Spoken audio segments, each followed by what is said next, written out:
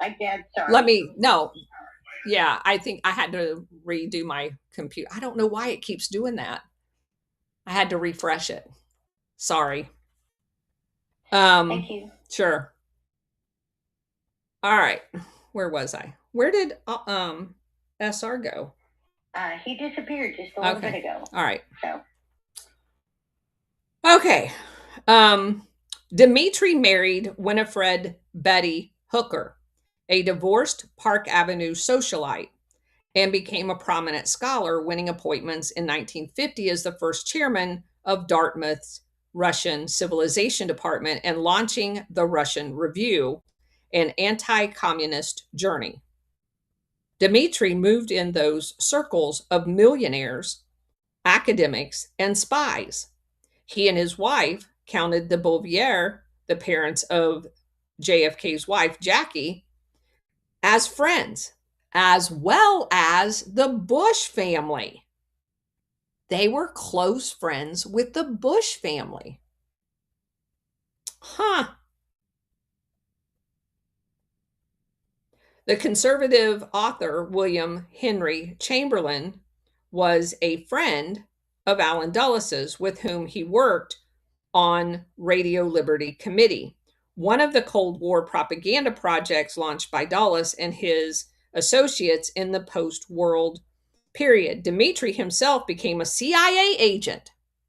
George de Morgenshield's brother became a CIA agent, asset, in April of 1950, when, according to the agency memo, he was approved as a contact for foreign intelligence purposes. Well, of course he was, if he's working with Radio Liberty Committee, because that's a CIA front. So George de Morgenshield does CIA stuff, knows the CIA director intimately, and Oswald has CIA stuff written all over him. That's so weird. Dmitri had brought his younger brother to America in 1938, George, who stayed for a time with Dmitri and his wife in their Park Avenue apartment. And he also owned a Long Island estate. Envied their good life, but seemed uncertain on how George could achieve his own. George lacked his brother's strong political convictions, veering between Nazi and communist sympathies early in his life and later between the paternalist and sentimental New Left. George was also missing Dimitri's professional discipline and a sense of direction. After arriving in America, George tried his hand at selling sports clothes with his girlfriend at the time. And when that venture flopped, he briefly became a perfume salesman. Later, he gave the insurance business a shot. Finally, George settled on oil, figuring that he could follow in his father's footsteps. He eventually wound up in Texas, where he got a petroleum geology degree from the University of Texas after cheating his way through his final exams. A typical De Morgenshield style, he charmed his way out of the trouble that he got in when he got caught. De Morgenshield, that probably got him into the CIA right there. De Morgenshield, who sported a year-round tan because he was either skiing or running around on a yacht, continued to rely on his good looks and old world charm to pursue his oil career.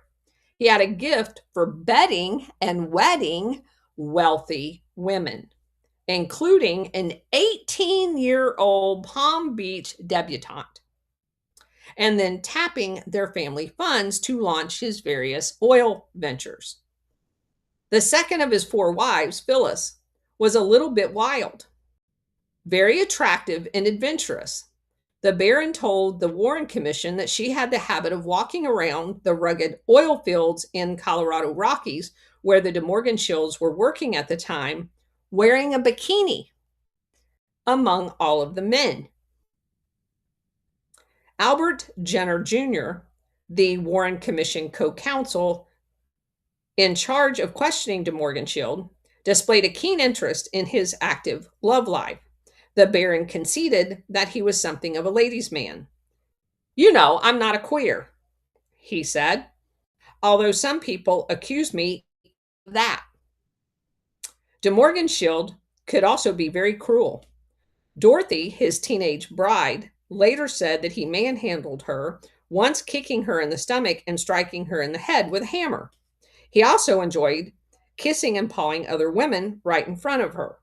The Baron's sexual habits were abominable, she said. None of the De Morgenschild's oil ventures paid off, and he was soon adrift and trying to roll the dice one more time. His true skill was cultivating the wealthy and well connected, you know, like a spy. One of his first jobs in the oil business was working for Pentepic Oil, the petroleum company founded by the father of William F. Buckley Jr., Mr. CIA himself. Huh. That's crazy. Later, De Morgenschild proved adept at working his connections in the Dallas Petroleum Club. It was a hotbed of anti-Kennedy hatred, whose leading members, including Clint Murchison, where's Illini? He's not here today. He brought him up yesterday. Senior and H.L. Hunt and Sid Richardson were tied to Dulles, LBJ, and J. Edgar Hoover. The Petroleum Club also counted D.H. Byrd, the Texas Book Depository owner, and Mayor Cabell, brother of Dulles's former CIA deputy, as members. De Morgenschild put Byrd's wife on the board of the charity that he had set up to fund cystic fibrosis, which is how his son died. It all came together at the Petroleum Club, the deals, the works, the darker stuff, over drinks in wood-paneled rooms. Also, it was located downtown in the elegant Baker Hotel. The international oil business and U.S. intelligence establishment overlapped everywhere. And de Morgenschild soon found himself with a foot in each camp. He alluded cryptically to this early in the Warren Commission testimony when he mentioned that he was involved in a controversial business, an international business. But Commission Attorney Jenner quickly steered the conversation away from that because they didn't want any of that to come out. In the late 1950s, De Morgenschild stopped drilling dry wells in Texas and in Colorado and started spending more time overseas, you know, like he would if he was working for the CIA. He became a consultant on petroleum projects in Latin America. Gosh, who was working on them? Nelson Rockefeller. Europe and Africa. Huh. All of the hot spots in the 1950s. His work sometimes took him to Cold War hotspots such as Yugoslavia, which kicked him out because they said he was a spy, and Cuba. When he returned from his trips, De Morgenschild was debriefed by the CIA field agent J. Walton Moore. The Baron always insisted that he was not a CIA agent, though his denials were convoluted. Quote, I cannot say that I never was a CIA agent. I cannot prove it, unquote. He would later go on to say in his unpublished memoirs, I cannot prove either that I ever was. Nobody can. While it was probably true that De Morgenschild was not an official agent, he was most certainly an asset, gathering confidential information on his business trips under the CIA called commercial cover. De Morgenschild was not motivated by any particular thing. He was not like his brother, whom he described almost bemusedly as really anti-communist. The Baron did not believe in anything either religiously or politically, said his Dallas neighbor, a fellow white Russian named Igor Voskinin.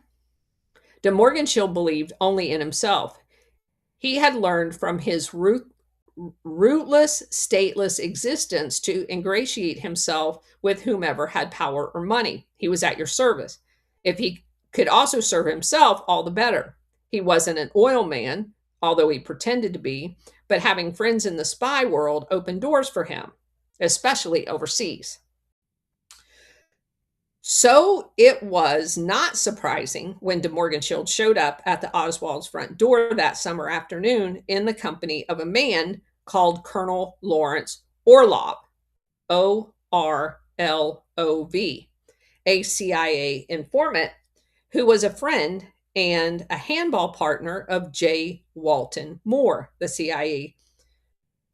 Again, why do we got CIA people in the U.S.?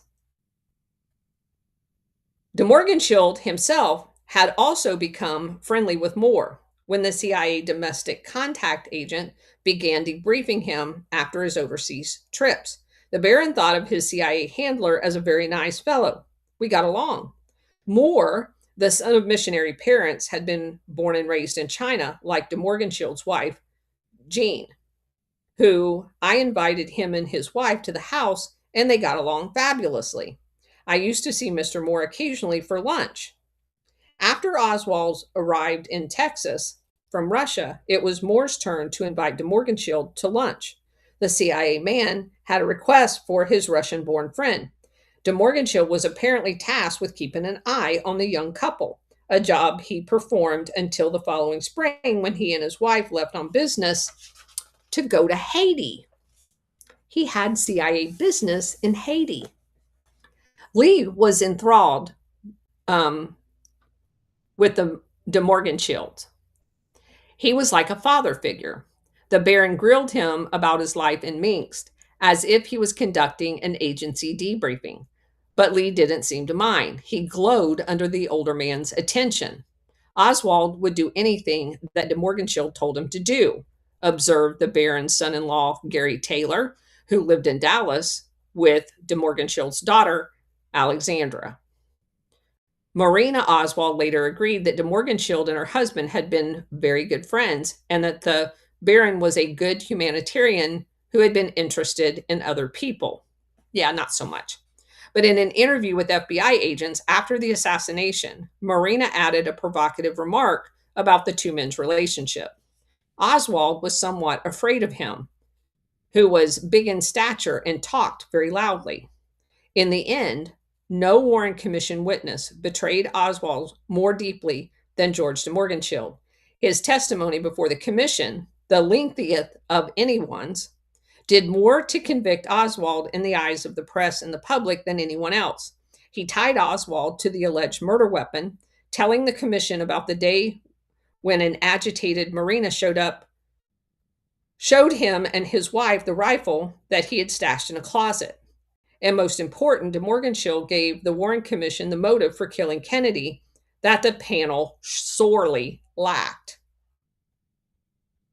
Oswald, the Baron said, was insanely jealous of an extraordinarily successful man who was young, attractive, and had a beautiful wife, had all the money in the world, and was a world figure. And poor Oswald was just the opposite. He had nothing.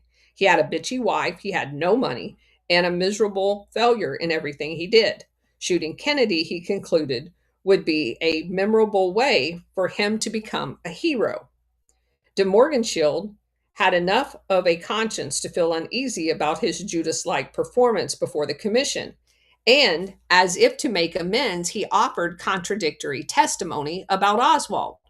Quote, "But what I wanted to underline that was always amazing to me, that as far as I'm concerned, Oswald was an admirer of President Kennedy's," unquote.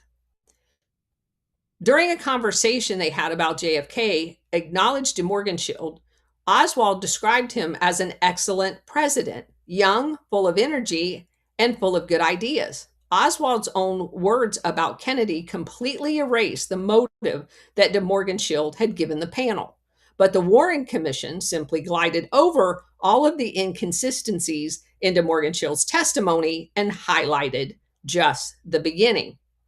It was the Baron's unfounded and irresponsible remarks about the crazy lunatic Oswald, a man supposedly driven to kill out of resentment, that struck and stuck with the commission. De Morgenschildt took the young man with whom he had spent hours discussing politics and offering advice, the man who hung on his every word, and threw him under the wheels. On the morning of April 22nd, 1964, when he appeared at the VA building in D.C., where the Warren Commission set up shop, de Morgenschildt was not in possession of his customary smooth, self-composed demeanor. The months after the assassination had been extremely difficult. He had been summoned to the U.S. Embassy in Port-au-Prince and treated like he was a suspect in the case. His business affair in Haiti began to suffer as rumors spread about the mysterious Russian who had been Oswald's closest confidant. It is highly unlikely that de Morgenschildt knew in advance about how Oswald was to be used on November 22nd.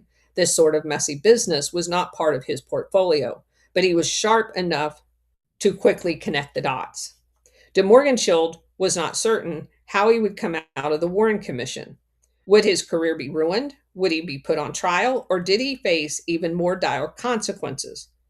America was not the Soviet Union, but the Baron had learned from his worldwide wanderings that power was capable of anything, especially Allen Dulles. De Morgenschildt was quite anxious when he entered the hearing room that morning, his eyes fixed immediately on Allen Dulles. The spy master did not interfere in the proceedings that day. He just observed Morgenschildt, letting Jenner handle the interrogation. But the Baron found Dulles's silence unnerving. He was there as a distant threat, de Morgenschildt later wrote in his memoirs, a provocative remark that he did not explain further. Was the near presence of Dulles looming over the proceedings a reminder to mind his words? He described it as a grueling exercise in intimidation. De Morgenschildt later claimed Jenner put him on stern notice.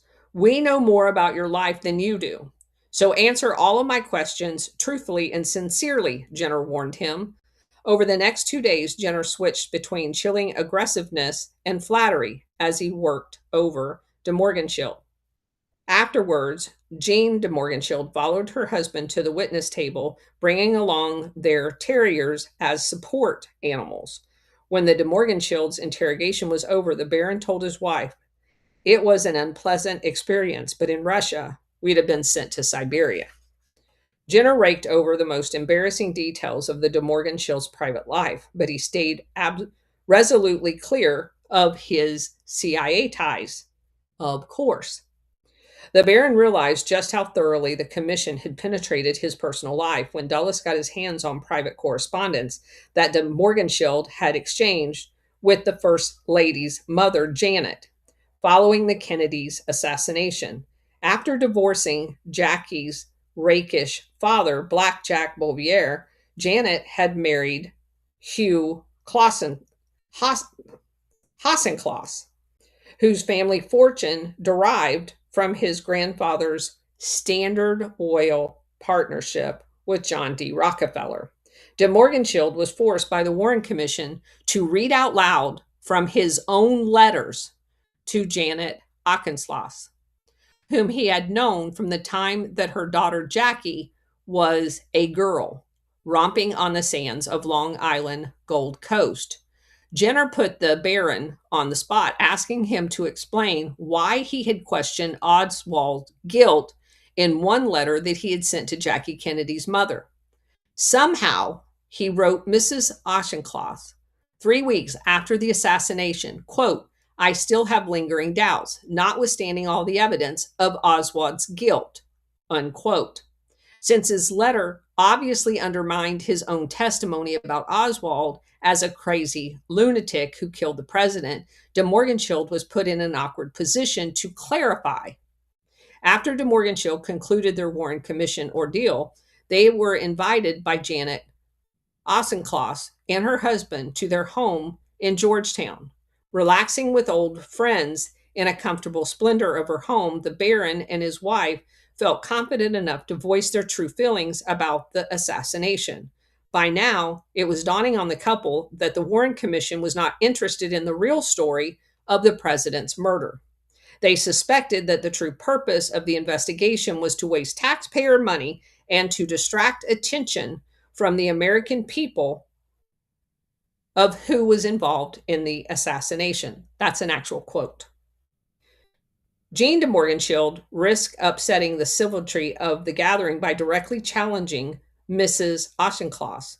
Why don't you, the relative of our beloved president, you who are so wealthy, why don't you conduct a real investigation as to who the rat was that killed him? Mrs. Auchincloss regarded Jean coldly, quote, but the rat was your friend Lee Harvey Oswald, unquote. She was in no mood to be lectured by the friends of Oswald. Upstairs in her attic, Mrs. Auchincloss was still keeping the blood-splattered pink Chanel suit her daughter had worn in Dallas. Jackie Kennedy's mother had no doubt arrived at her conviction about Oswald's guilt with the help of her neighbor and friend, Allen Dulles. Her husband, Hugh, who had served in the Navy intelligence before pursuing his investment banking career, and Dulles were from the same world. The Auchinclosses, in fact, had more in common politically with Dulles than they did with the late president.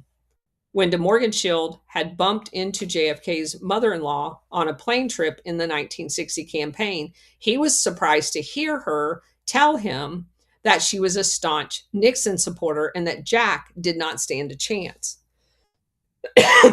It was a remarkable scene at the Auchincloss mansion that spring evening in 1964.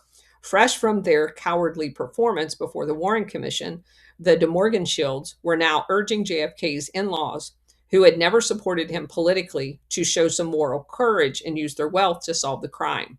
Despite how his wife had been rebuffed, de Morgenschild continued to argue the point with Mrs. Auchincloss. Janet, you were JFK's mother-in-law, and I'm a complete stranger. But I would spend my own money and lots of time to find out who the real assassins or conspirators were. Don't you want any further investigation? You have infinite resources. She was still unmoved. Jack is dead, and nothing will bring him back. Finally, as the discussion reached an emotional crescendo, the two women fell into each other's arms and cried. Ah. As if the evening was not unsettling enough, at some point, Dulles himself showed up. When de Morgenschild is there at the Auchincloss house? Yeah, just come on over. As if they were still in the hearing room. Did the accused assassin have any reason to hate Kennedy? The astute Dulles, as the Baron described him, knew that this was the most mixed up part of de Morgenschild's testimony, and it was imperative that he fix it if the commission were to succeed in portraying Oswald as a lone nut. But de Morgenschild again frustrated Dulles, giving him the answer Dulles didn't want to hear. No, he said, Oswald did not hate Kennedy. In fact, he was an admirer of the president. At this point, Dulles would have certainly noted that despite his accommodating performance before the Warren inquiry, George de Morgenschild might pose a further problem. Later that evening, as the de Morgenschilds took their leave, Janet Auchincloss took the Baron aside. Here's what she said. Incidentally, my daughter Jacqueline never wants to see you again because you were close to her husband's assassin. Unquote. It's her privilege, de Morgenschild said. It was the beginning of another kind of exile for the ruthless cosmopolitan who would find himself increasingly banished from high society world that he depended on for contacts and contracts. It all seemed grossly unfair to the Baron. His only sin had been to believe his CIA friend Moore when Moore told him that Oswald was merely a harmless eccentric who needed some friendly supervision. De Morgenschild prided himself on his worldliness, but in the end, he realized he had been used, just like Oswald, who, after being taken into police custody, had shouted out, I'm a patsy. De Morgenschild, too, had been set up to play a role to incriminate Oswald, and like Oswald, he didn't realize it until it's too late. In the last years of his life, De Morganshire sought atonement for his sins. To make it right with the ghost of Lee Harvey Oswald, he wrote his memoirs, I Am a Patsy, an outspoken form from the heart whose raw Russian syntax de Morganshire did not bother to polish. He apologized for the damage he had caused to the memory of Lee Harvey Oswald, his friend.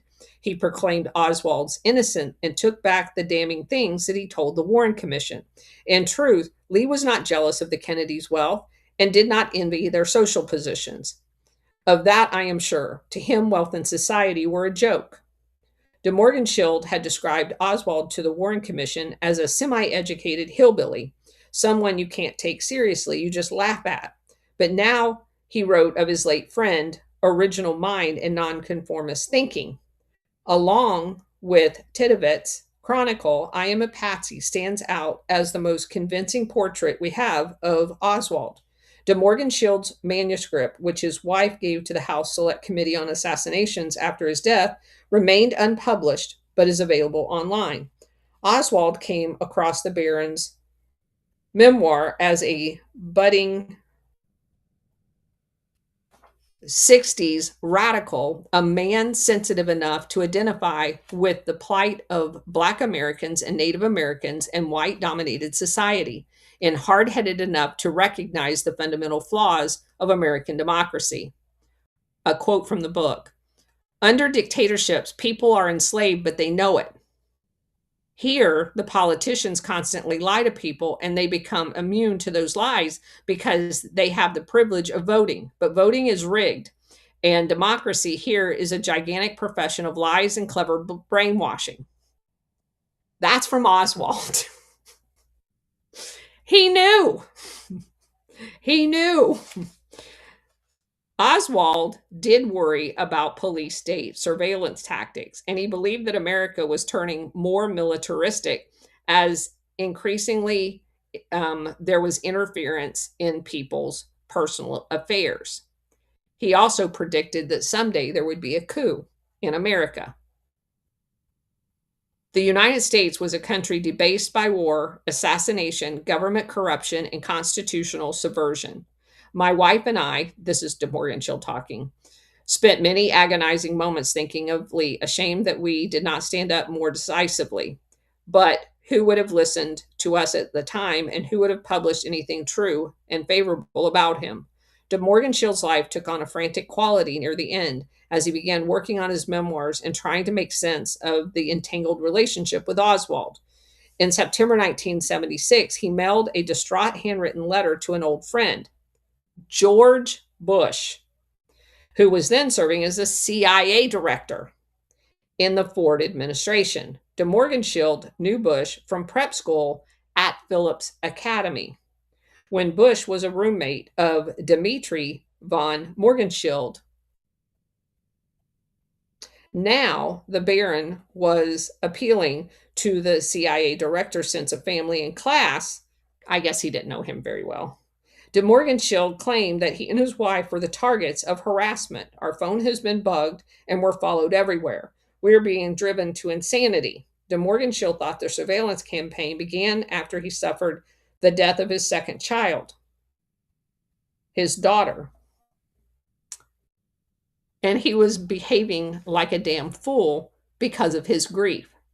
He began to write stupidly and unsuccessfully about Lee Harvey Oswald, De Morganshire told Bush, and I must have angered a lot of people, I do not know. But to punish an elderly man like myself and my highly nervous and sick wife is really too much.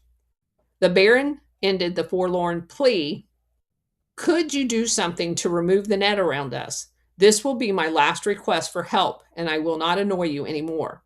Bush sent back a sympathetic reply assuring De Morganshire that he was not the target of federal authorities and blaming his troubles on renewed media interest in the Kennedy assassination and journalist. Yeah. By the following March, the 65-year-old De Morganshire was separated from his wife, struggling with depression and living with family friends in Palm Beach. His testimony was once again in demand, this time at the House Select Assassinations Committee. whose investigators were showing a keener interest in the truth than the Warren panel had. On the morning of March 29th, 1977, committee investigator Gayton Fonzie rolled up outside the beach house. And when told that DeMorgan-Schild was not at home, the congressional staffer left his card with the Baron's daughter, Alexandra. Early that evening, after returning to Miami's motel room, Fonzie got a call from Bill O'Reilly, who was working in those days as a Dallas TV reporter. O'Reilly had some stunning news. George DeMorgan-Schild had been found dead at home, his head blown off. Fonzie's card was found in the dead man's pocket. In O'Reilly's 2012 Killing Kennedy book, O'Reilly exaggerated his personal involvement in the drama, placing himself on DeMorgan-Schild's doorstep as the shotgun blast rang out. A subsequent news report pointed out that O'Reilly was in Dallas. He was not in Miami Beach. Why would he lie about that? The Palm Beach coroner ruled, of course, that DeMorgan-Schild died by suicide. But his violent demise incited heated speculation. His death came amid a flurry of other sudden exits during the season of renewed congressional inquiry into the Kennedy case. Witnesses succumbed to heart attacks, suicides, or were dispatched in various dramatic ways, as in the case of the mafia CIA Johnny Roselli, who got chopped up and stuffed into an oil drum and dumped in Biscayne Bay. Some investigators felt the rising mortality rate around Kennedy witnesses was connected to the creeping dread that somebody was going to find out. What really happened? Was DeMorgan-Schild murdered before he could begin to talk to the House Assassination Committee, or did he take his own life in atonement for what he had done? We'll never know. Okay, that's a good place to stop because we go on to a new person. I'm surprised Bill O'Reilly coming up in that. That's kind of a... Didn't see that one coming, but I should have, They don't make it unless they're... You got to remember, they aren't going to make it unless they have some connection. I was shocked by that myself. Yeah, that was a very interesting twist. Didn't see that one coming, but yeah. But like I said, should have, because anytime they're going to get any airplay, they're only going to get airplay if they are willing to play their role. Yeah, play their role right. In some capacity. Yeah, Megan Newt, go ahead. Colonel, I have to apologize to you. About what? This will be a two-parter. Okay. First off, remember when I first started showing up to your little book club? And it ain't so little, let me say. I was a little salty about all this information that you were exposing. I remember. And I hit you pretty hard. And for that, I apologize. You don't have to apologize. I understand. I couldn't believe any of this when I first found it either. I got it. Yeah. And to be can I just add one go ahead. Context here? The reason why the Colonel and I hooked up is I initially, when I found her back on Truth Social, before we ever came to X, before we ever went to Rumble, and she was talking about things I thought could not possibly be true, and I was trying to go behind her and fact check her. And the only problem was I kept finding she was absolutely true, if not making light of it. Well, no, but Bridget, yes, Bridget would find 3 other things because, I have a limited amount of time in a day. And that's how her and Cousin It and I became a team, because we just started dumping stuff in a Signal folder on each topic that we were uncovering, because it was so much. And I welcome anybody. I tell people all the time, fact check me. I don't care. Good luck on finding it if you don't use the index, because you won't. But yeah, I love it. And I understand. I was very upset at the very beginning of this. I didn't want to believe any of it, but I also knew when I was going through this and looking at foreign papers and they're reporting what is written in these books almost word for word, that we've been lied to. But I appreciate the sentiment, Meganuke. Go ahead. You're very welcome. And like I said, I've been making amends in X spaces here for some other posts that some other comments that I have made. And what this leads me into is, I think it is very important for an individual such as yourself, or multiple individuals, to start bringing this to light.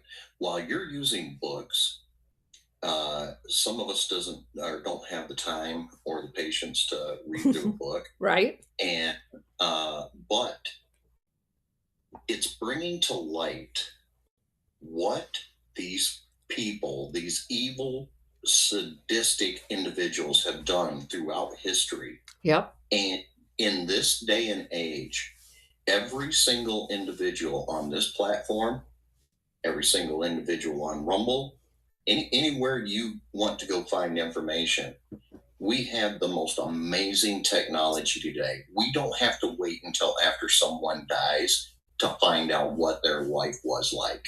Yeah. And I think the more people that finally start to realize the amount of technology that they have access to, and you can fact check people on the fly now. Yep. All you have to do, you can go into any chat GPT, any of that stuff, and within 10 seconds, you can fact check somebody if they say something. So I would not recommend you use chat GPT, because it will lie to you about anything I talk about. And I would also, don't ever fact check me with WikiLeaks, because I will wipe you up. Go ahead. Yeah. Well, and what my point was, though, you have so many resources available to you. You can't just use one platform or one stream of information. You have to cross-reference everything. And nowadays, the nefarious people, it's starting to come out. You can't get away with what you used to be able to get away with for years and years and years on end.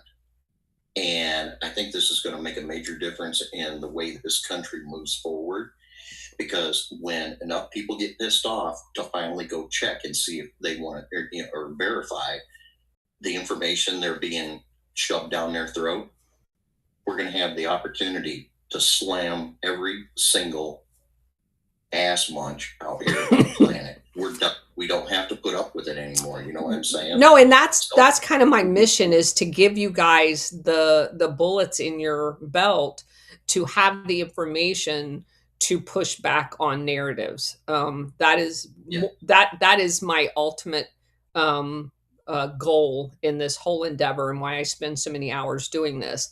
I'm just one voice. It is greatly appreciated. Yeah, we're a collective. Thank you. Sure. And I'll land there. Thank you. We're a collective large voice. We all have individual small voices, but collectively we have a very big voice.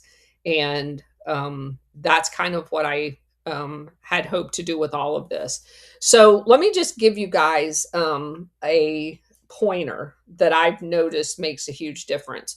So if you go into Grok and you ask it a question, you can watch it think and look at what sources it's using. And despite the fact that Elon Musk plugs Grokopedia or whatever that is, it primarily uses sources like the New York Times and Wikipedia. You can watch it doing it.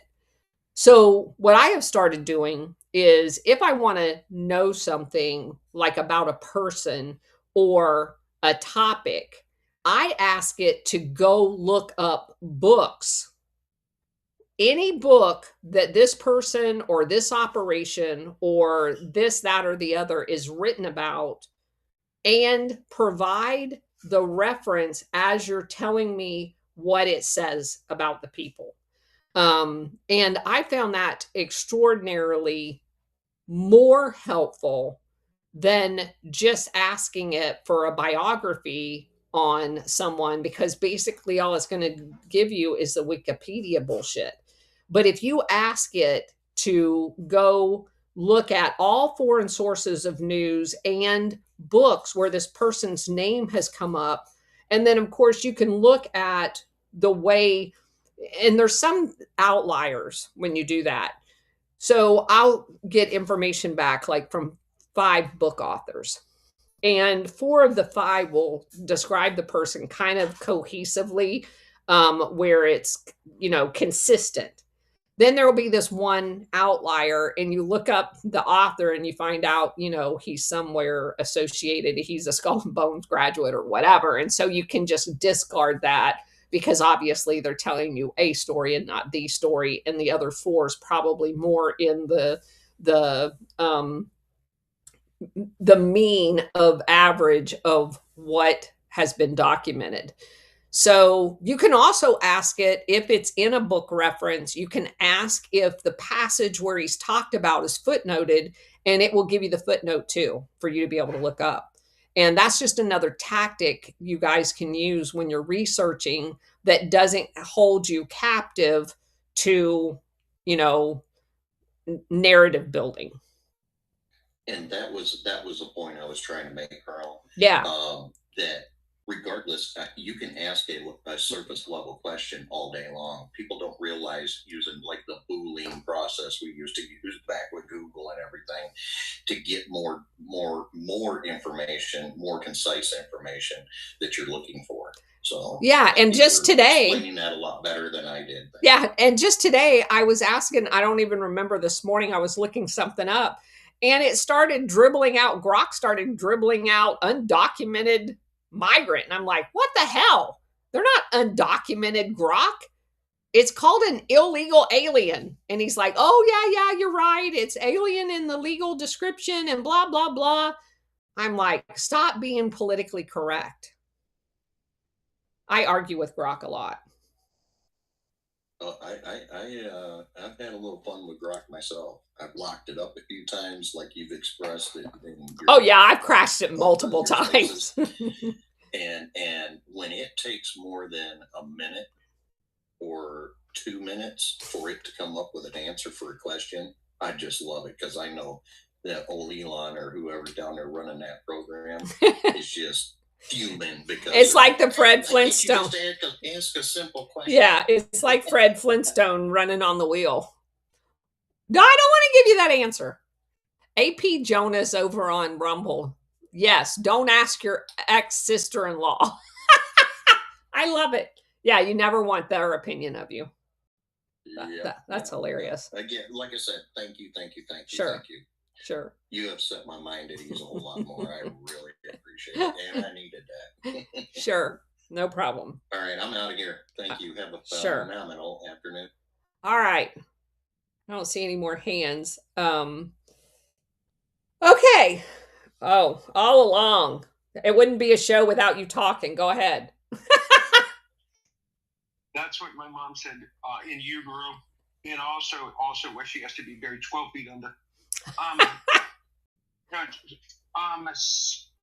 Colonel, I just wanted to mention,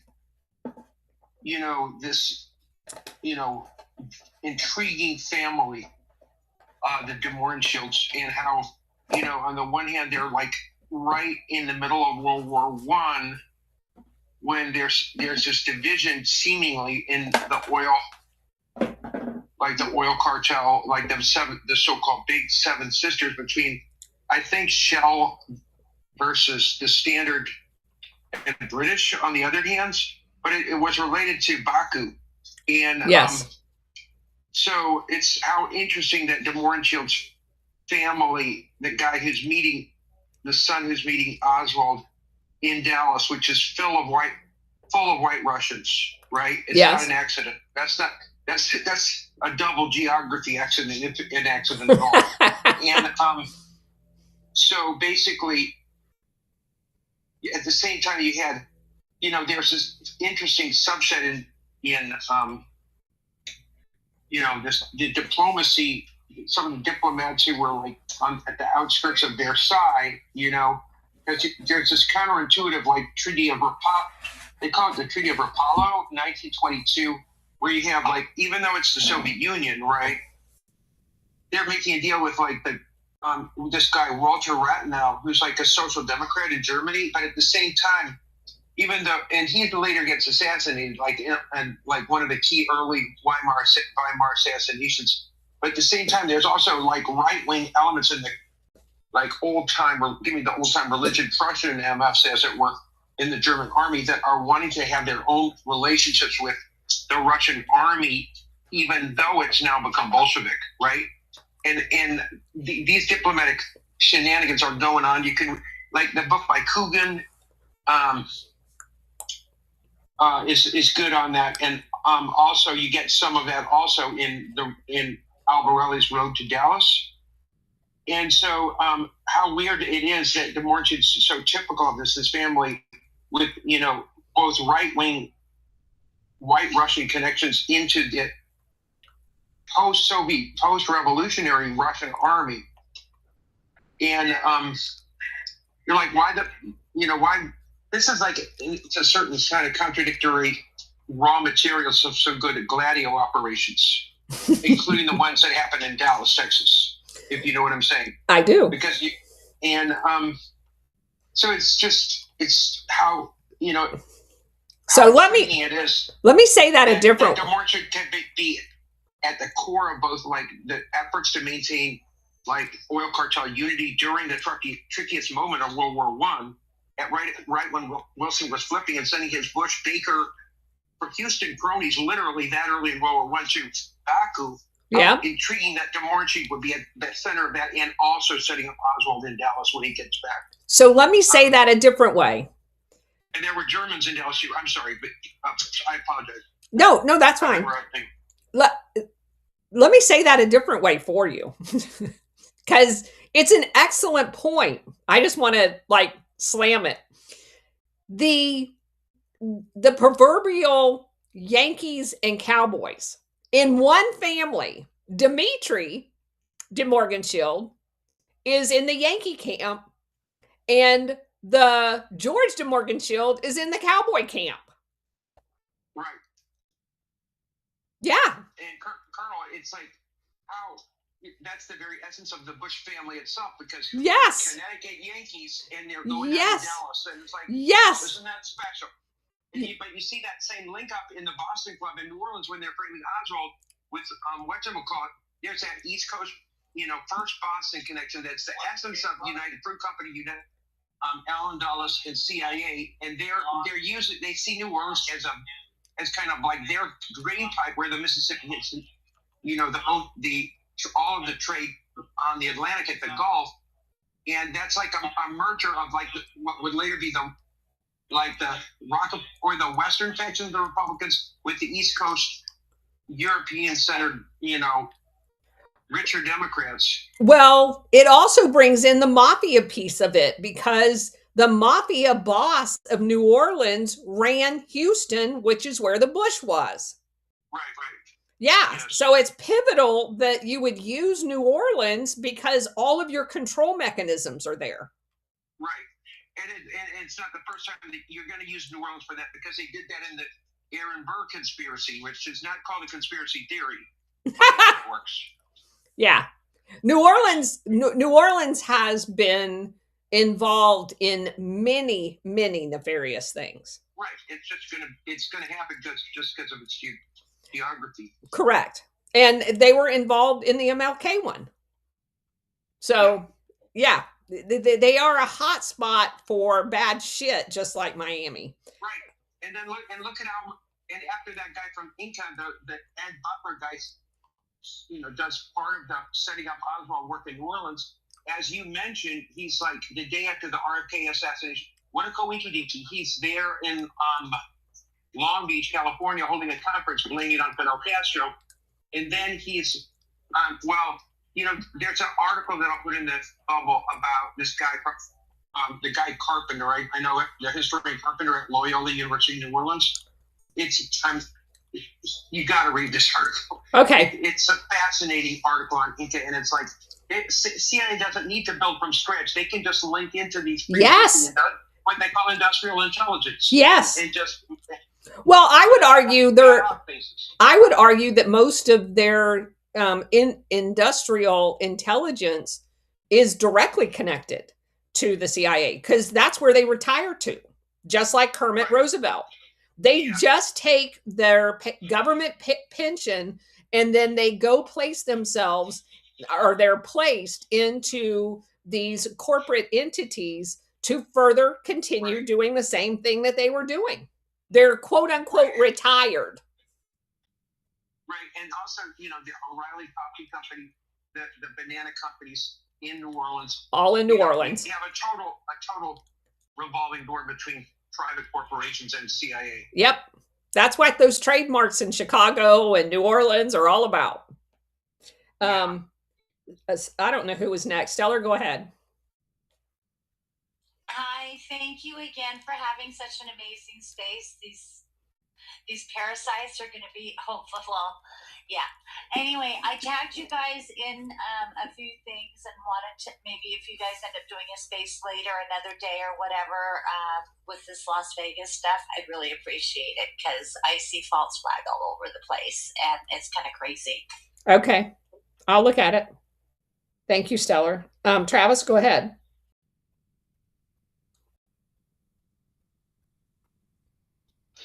I just wanted to say, Grok hasn't responded to me in quite a while, because the last time it did, I told it not to quote Mockingbird Media, to use actual sources. There's declassified CIA documents that totally contradict what it's saying, proving that it's Mockingbird Media. Yep. And then I attached the video of Tulsi Gabbard saying that it has been declassified and it is ongoing. So it hasn't responded to me after that. You broke it. It doesn't have any it doesn't have any Mockingbird sources. I know. Yeah. I have had some luck when you give it specific directions, but more often than not, I get the infamous little circle of I'm thinking, and then it never answers you. All along, go ahead. Colonel, I wanted to just mention something else that you mentioned later on. I didn't hear the whole show because my phone was going in and out. I'm on the silly subway. But relating to the 1977 death of George de Mohrenschildt in Florida, which, that's fascinating on many, many different levels. Yep. Right? Because it's like, on the one hand, it is basically 1977 is the year of legislative oversight of CIA.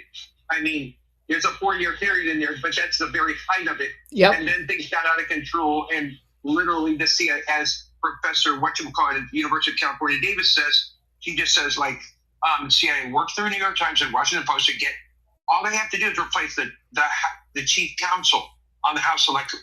They don't have to replace everyone, because that's the steering wheel. Just like in the Warren Commission, all they had to do is replace the chief counsel, and that's why, which is alluded to in the I've told you a billion times, but it's significant in the movie The Runaway Jury. What's his name? Is named Rankin. That's the message that the CIA is running the whole thing, and the Gene Hackman character is Alan Dulles, basically. Yes, running a thing. But anyway, it's similarly, and so.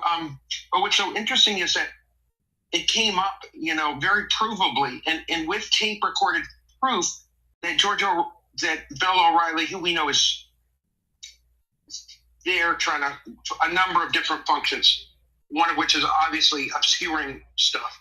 Yes. But he did say some. But he did say some interesting things that were valid in around 92. But nevertheless, because he was with Channel 6 in Dallas at that time, Yep. right? Yep. And in the 70s, and so they have him saying that he was in Dallas for the morning show, literally opening the door or hearing the shots on the footpath to the morning show. And then they clearly show that he was not even in that town in Florida, whatever it's called, where Dvorak was killed, and was in the studio in Dallas at Channel 6 at the time making that statement. So what's so interesting is, like, this is at a time where it's interfering with Dallas morning news articles in the 1970s. This is not, fringe. It would be considered what today we would call MSM, but it's like, it's back when the dailies had actual news bureaus. And it's back when the Detroit News was putting that stuff out about Jack Ruby by Seth Cantor that has like some WTF stuff, and it's like, we can't believe that was in daily papers and said that's what it was. And so, what's the point here? The fake left had a very interesting reaction to this because this guy on there's a show called The Young Turks. It's like, it has an audience of sometimes around 500,000, but usually more like about 70,000. But it is a significant influence on the fake left. But they're like the part that's close to DNC, and then there's other actions of the fake left that are seen. You're fading. You can use a pointillism.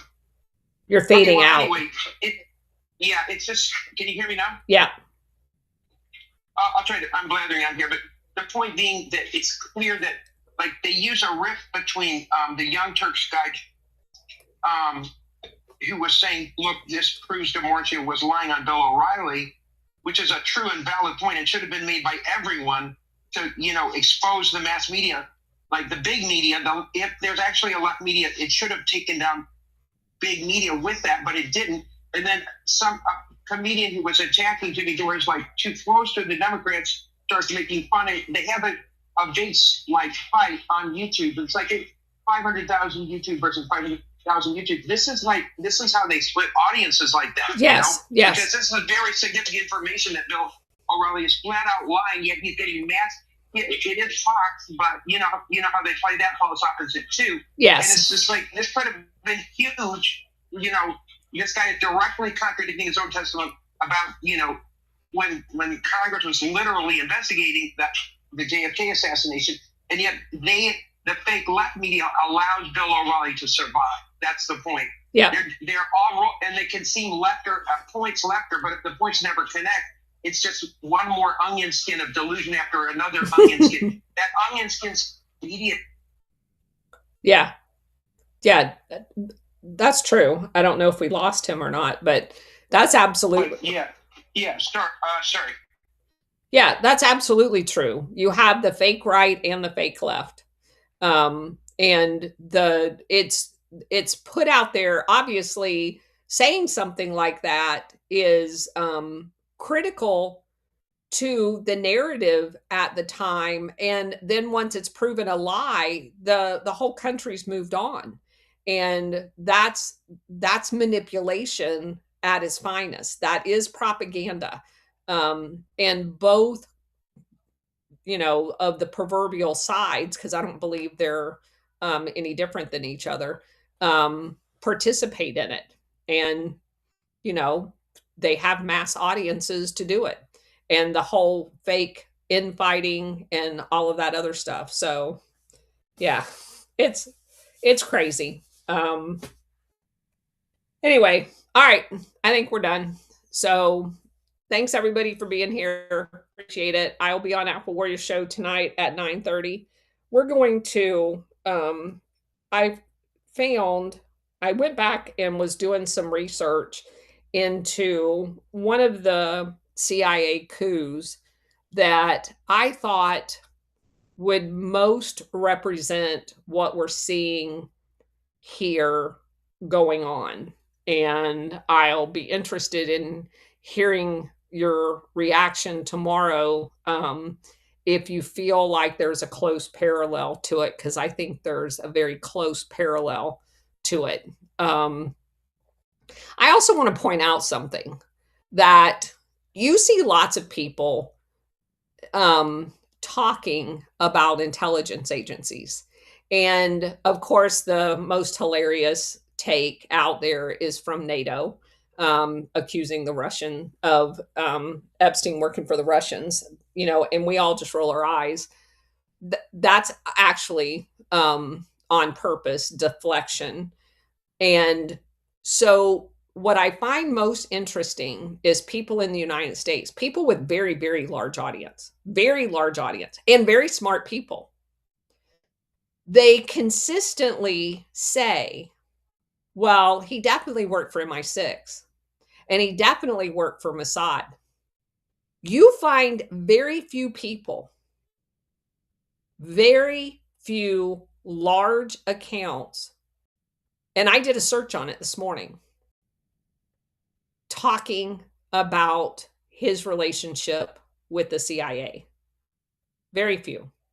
Now, just on the surface, not even digging into it, just on the 50,000 foot look, we know what kind of tools the CIA has. We know that the CIA is spread out throughout the entire country. We know they have a large presence in Miami. We know that they have a large presence in New York, his two primary foot stomping places. And they always talk about the in relationship to Minnesota, the Marxist, and all of this stuff. And again, completely ignoring that there's an entire population that was resettled from a CIA operation in Somalia in Minneapolis. These people refuse, for whatever reason, to even discuss or name the CIA. The CIA did not allow Jeffrey Epstein. The FBI did not allow Jeffrey Epstein to work inside America without him being attached to the CIA. It's impossible, because what the CIA would have done if he was not ours and they were not complicit in all of it, they would have gotten that material to the DNI and something would have been done with it. Nothing was ever done with it. And it's not because they didn't know. They know all of this stuff. They follow all of it. They knew exactly what he was doing. He had their old airplanes. And I'm going to write an article about that, some of the background on some of the airplanes that he had. And we've shown you the chronology of these airplanes, the fronts that they use, and the switching of these airplanes to the different fronts. And it's one company after another company, and they're all tied to the CIA. So I just find that fascinating to watch this. And every time I see one of them doing, I'm sure they don't see my post, but I don't care. I correct every one of them. But anyway, oh, I see Illini. I'll let him close us out.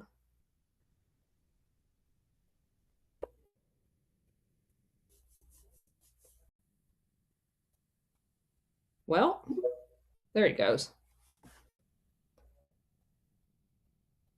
How you doing, Illini? All right. Yeah, we're talking Epstein. So, I mean, if you've covered the Franklin scandal before, there's some other clues that tell you that this has got CIA DNA on it. Obviously, number one, there's Epstein's relationship with the Rockefellers, his presence on the Council on Foreign Relations. Yep. And his seat on the board of Rockefeller University. Just as a reminder, when Kissinger left the State Department in, I think, 1977, all of his files, which are totally classified, his telecons went, and this is on the Nixon Library's website, they went to David Rockefeller's vault. Yep. Kissinger, 20 years later, is fighting with the CIA, trying to get those files declassified, but it's perfectly fine to store them in David Rockefeller's vault in upstate New York, hundreds of miles away from Washington, D.C., the National Archive, or any sort of classified record system. But then really you got Kissinger as well as I think the Bush is implicated in some of these emails. And that was what Paul Bonacci was getting at in some of his interviews with Ted Gunderson back in the early 1990s. He said that I think Kissinger was linked to the whole Franklin scandal, and certainly George Bush was. Yep.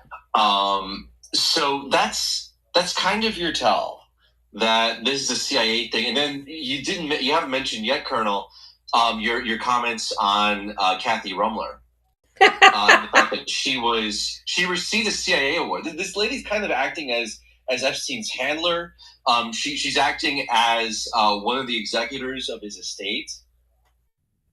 Rumler gets a CIA award that she can only get by participating in a CIA op, and this award is classified. She tells Epstein about it. Yep. She trusts Epstein not to leak that. There's not a single person in the history of the CIA that has been given the award that she was given that was not under the operational control of the CIA. Not one. And to your point, and thank you for bringing it up, the Kissinger files being in the Rockefeller vault. So the way the classification process works, it goes directly to what I've been saying for years now of how this whole system works, that the CIA reports to the oligarchs. And Kissinger's files being in the Rockefeller vault is the smoking gun that says that. That would never, ever, ever happen if the government was working for the people and not the oligarchs, especially someone like Kissinger. And it was Kissinger that set up at Harvard the grooming school for the CIA with CIA funding that was discovered as a CIA front. They didn't get rid of that school. They just renamed it, and his deputy became the head of the new organization that was set up at Harvard. And where do you find Epstein? At Harvard. And so none of that is a coincidence. None of it. So they were all grooming at Harvard, but not for good purposes. Don't forget, I think there was another Twitter person out there who found that there's a bunch of boxes that Epstein's standing in front of that are all labeled CIA. Yes. Like in the photo. To anybody in our space, it's relatively clear. There's a lot of evidence of CIA connections. That doesn't necessarily rule out connections to other intelligence agencies, particularly NATO. But it doesn't necessarily rule out this Putin thing either. We can't I can't imagine how Putin could afford all of this. Like every single thing, like not everything that if everything that Western intelligence alleged about Putin manipulating people and influencing people was true, Russia would be completely bankrupt like 15 times over. But they would also control more governments.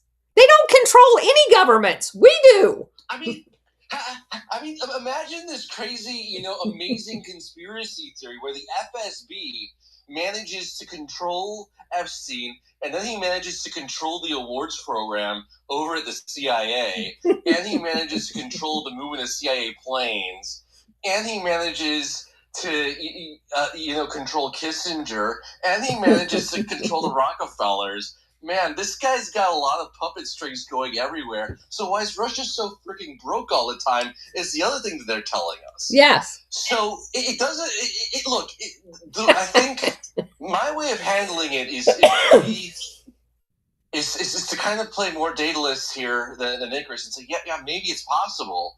But everything that Western intelligence is telling us that Putin is doing, he doesn't have the money to do all of it. Correct. This is kind of getting ridiculous. Yes. The entire thing's ridiculous as far as I'm concerned.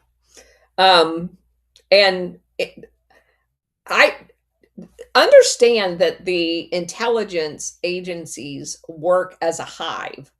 We've talked about this a lot.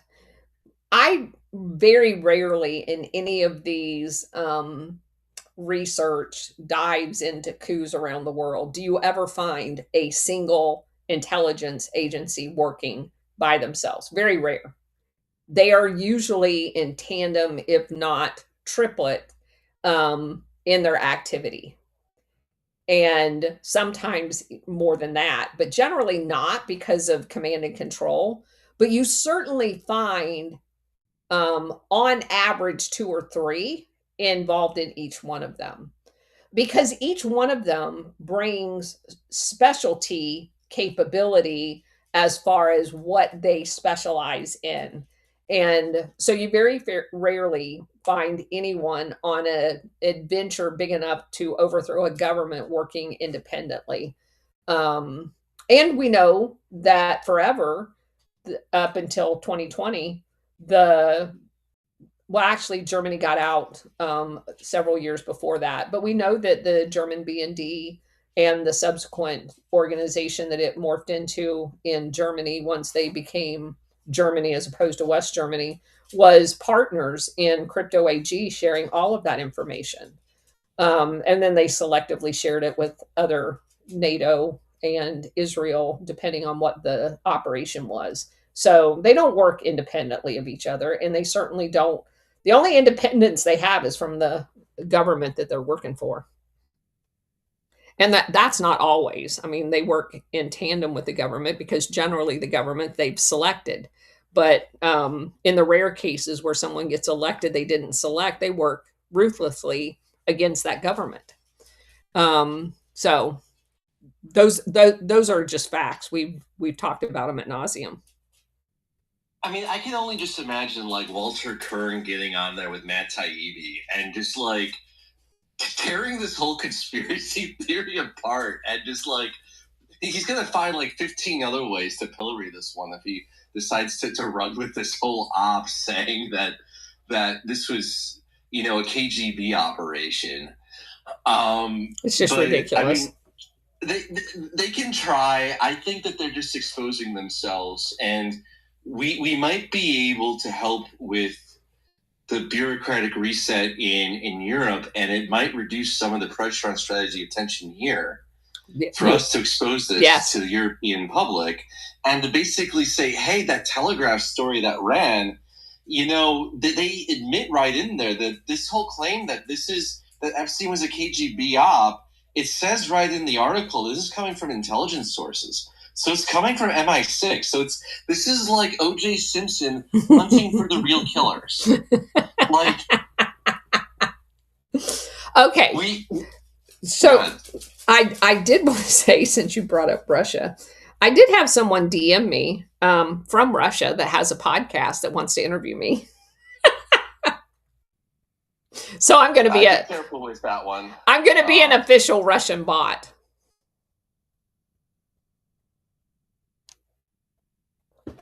I don't care. I'll talk to anybody. Well, most anybody. I can't believe anybody's still talking to Bannon after all of the shit that was exposed on him in those. Gosh, holy crap.